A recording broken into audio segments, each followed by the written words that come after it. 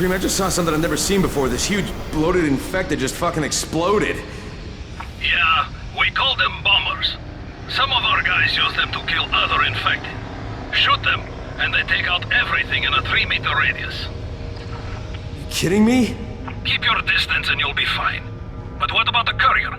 Was he there? No, I didn't see anybody, just fucking zombies. So, back in 2015, that was a monstrous year for gaming.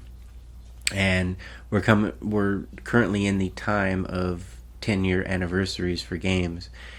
And when I initially started work on this video, I was going to do it as a trophy guide, but I decided against that because as I played through it, now mind you, I haven't played this game probably since, I don't know, 2016, 2017, somewhere around there. So I never went back to it, and it had a lot of updates, over the course of the last 10 years, and I played it like it was a completely different experience with all the upgrades and stuff. It recently got the retouched graphics, which improves the visual fidelity and maybe the frame rate. I couldn't quite tell. But anyway, I decided to pivot to celebrating 10 years of greatness of this game, and how it's something that if you've not played it or it's been a long time, I strongly urge you to go back and give it a try, because it's still a very, very special game to a lot of people. The community is still alive. You can still play co-op with friends online, which co-op is a freaking blast. And as a side note, if any of you guys do decide to jump back on this, I'm looking for some AI partners that I can kind of get the achievements or the trophies for. So just let me know. But anyway, this was a game that kind of had no right to be as standout as possible as it became, mainly due to the behemoths that came out this year. And this game came out in January, right? So it had some time to cook. Nothing too much was coming out at that time. And the premise, without spoiling too much if you haven't played, is you're an operative for the GRE named Kyle Crane, and he's sent into the city of Haran, which is quarantined because there's been a zombie outbreak there. So he's sent in kind of to locate a man called Al-Salim, I believe it is, who's responsible for the outbreak, and he's got to find out who he is and report back to the GRE because they need information, something that he has. So along the way, you'll meet a lot of cool supporting characters.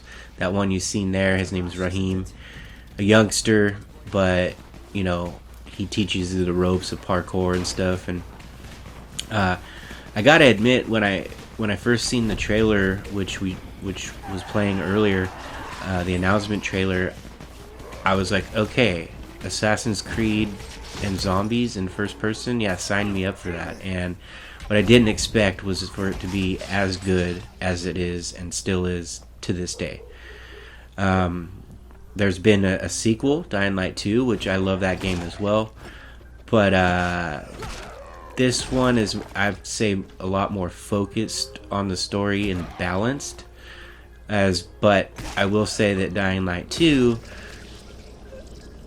I prefer the additional parkour moves that you can do, which a lot of them are kind of wonky on the controls, but more on that on another video. I'm going to do a Dying Light 2 video as well. So here we meet Jade, who basically saves our life, because once he gets boots on the ground,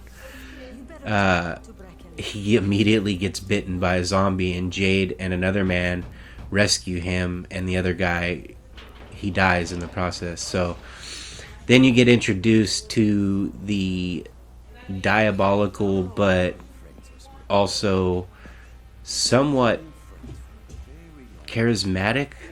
You could tell that they directly got influence for the character Rise from Far Cry 3 and Voss. Like, I think that was his name, right? The crazy one, definition of insanity. You know what I'm talking about. But there's kind of some similarities in their personalities here, as I'll let you go ahead and listen to this part.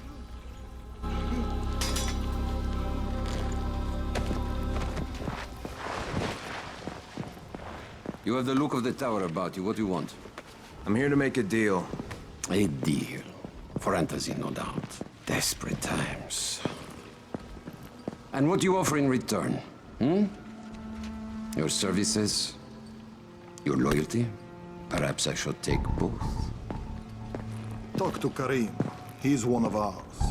Do what he asks of you, and Rise will consider giving your people some antizin.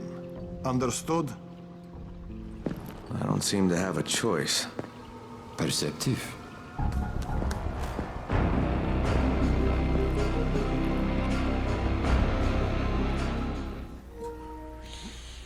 So, as you can see, a pretty cool villain. Like I said, the cast of supporting characters is great. The writing's really good. Overall, I mean, I really like the story. Along the way, you'll come across these random encounters where this is actually, I've never seen this one before, even though I put like 40 hours into the game at least back when it first launched. But like I said, with all the updates, maybe they added some new random encounters, but I had never seen that one. That's why I put it in this video. But there's things about this game that just never get old. Like, as you see here, just kicking these mindless zombies off the roof and throwing them off, that just never gets old. Plus, there's a trophy behind it. You have to do it 100 times. So I would take every opportunity I could on a rooftop to just take them out like that. But see, here's another example too of it feeling different from the first time I played it. I didn't have access to that bow. That came in one of the DLC packs, which I believe, because I don't remember buying any DLC packs individually. I think like if you buy the game now, it's like the complete edition, so it comes with all of that, which gives you access to some very OP weapons early on in the game. And like for another example, you know, finding that gun, the dude committing suicide, that's early on in the game. And then we haven't talked about nighttime yet, which this is just a glimpse of it. I don't want to go too full detail if you haven't played it, because it's something to experience. If it's your first time, I would suggest just kind of leaving it out. But I did realize the guns, they play a bigger role than initially I thought. Like, I kind of started thinking outside the box and trying to save this guy. I just held these dudes up, and I was like, what? That's a thing? Like, so just, you know, this, but then I left my guard down and he starts attacking me, right? So that's just an example of how like new of an experience it still felt after 10 years of already playing it, you know. But what I should have done, and I learned a lesson there too, that's another cool thing, that the one guy, if he doesn't run away, it's better off to just cap him in the head. That way he has no chance of fighting back, because these enemies early on, they could be pretty tough. And another thing is I seen this goon down here, which they take a lot of damage before they go down with melee. I was like, I wonder, yep, one shot, one kill on a goon from an isolated place I needed to get to for a side mission. So I don't know if that AI was upgraded from the initial build, or maybe I just never tried it, because I didn't really use guns all that much in the first time I went through it. Now, this is just one of the more addicting things that I love about this game. Is another thing that never gets old is, you know, from point A to point B, or if you're just exploring, I like to like go on these like parkour and combat like blend as I'm getting to my destination. It just makes I'm all about like cinematic gameplay, and this is, you know, one of the games that I think does it really well, like top notch. So as you can see here, I'm just kind of getting through, but adding some combat in quickly to just kind of mix it up and make it look like my own cinematic, like little short film, if you will. Now this gun here, I used as a crutch throughout the whole thing, like this and the bow, which were blueprints from some of the additional DLC. And this gun, although kind of hideous with the yellow lights on it, is a absolute beast. It is silenced for one. It's automatic, but it has a scope, and it really works good against taking out like a lot of enemies, especially humans, in those situations. And ammo is a lot more plentiful in this game than it is in Dying Light 2. I mean, for instance, Dying Light 2 didn't even launch with guns. They added that later because the community was asking for it, which I got to give it up to Techland, man. Both of these games have been continuously getting support. Like, we're going on 13 years now of the release of this and 2, with the upcoming The Beast, which I'm super excited for. That's also kind of why I got back into Dying Light, because kind of wanted to prep myself for the new game. And that game, if you haven't seen it or anything, check it out. It looks to kind of go back to what made this game so special. The city design and everything, like, this is really cool. So again, something else that I didn't expect was to have, I thought the slums was the whole map, and then it kind of like flips you on your head and sends you to a whole new different part of the city that looks very different. If I would compare it to like maybe inspired by Istanbul, Turkey. That's what it reminds me of, and it changes the way that you have to think about parkour. It's not as cluttered as like the slums. It's more of like open areas and older structures that you would see like in Assassin's Creed games. So there's many times where I was like traversing this world, this area of the map, and I couldn't help but thinking, how cool would it be if they made Assassin's Creed in first person, which they have, but it's VR only. But I think of, on a side note, an Assassin's Creed game in first person would work. I mean, it was proven 10 years ago, so why not? They're trying to do different types of Assassin's Creed. Will give us a first person one. But that's my rant on Assassin's Creed. It's my favorite franchise of all time. But anyway, back to this. This is, I talked about earlier, I got the trophy for, this is Haran, 300 reference. But the game keeps throwing different things at you. Like here, for example, I'm in a building that's like burning, and it's got gnarly smoke. So, crouching through underneath it. Just different scenarios. The side missions are incredible. They're not just like fetch quests. I mean, some of them are, but they're all different, and they tie to like different side characters and stuff. Here we get to see some smart use of the environment with this fire weapon I have.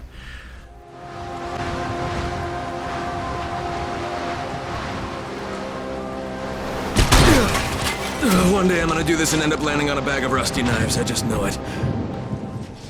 So that was just an example of Kyle Crane, how cool he is as a character. He randomly dropping one-liners, but they make sense for what's going on.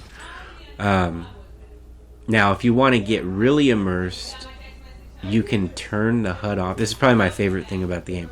I'm a sucker for cinematic gameplay and kind of creating my own like short films within it. In this game, even on console, it has the option to completely shut off the HUD and kind of like make your own little short film. So I'm gonna go ahead and let you guys listen to this because it's pretty cool.